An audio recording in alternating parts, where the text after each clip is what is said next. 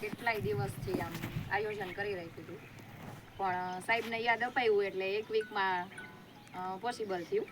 અને આજે જો એક તો છે ને પ્રકૃતિના ખોળે ખૂબ જ મજા આવી.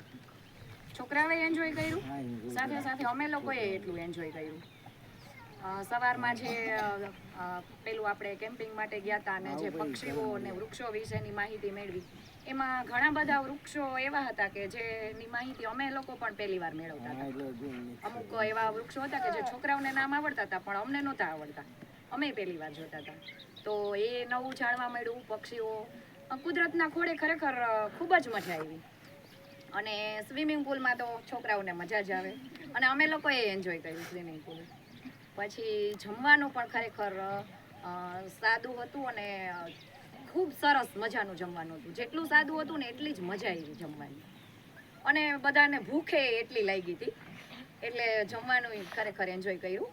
અને જોઈએ આપણે એડવેન્ચર એક્ટિવિટી, તો એમ હતું કે નાના છોકરાઓ નહીં કરી શકે, એમ પૂરી નહીં કરી શકે, પણ ખૂબ સરસ રીતે છોકરાઓએ તો કરી હશે, કદાચ કરી જ હશે, પણ બધી નાની છોકરીઓએ એડવેન્ચર એક્ટિવિટી ખૂબ સરસ રીતે પૂરી કરી. અમને એવું નહોતું કે બધી એક્ટિવિટી પૂરી કરશે, એટલે એ લોકોએ પૂરું કર્યું અને મેં પૂરી કરી બધી એક્ટિવિટી.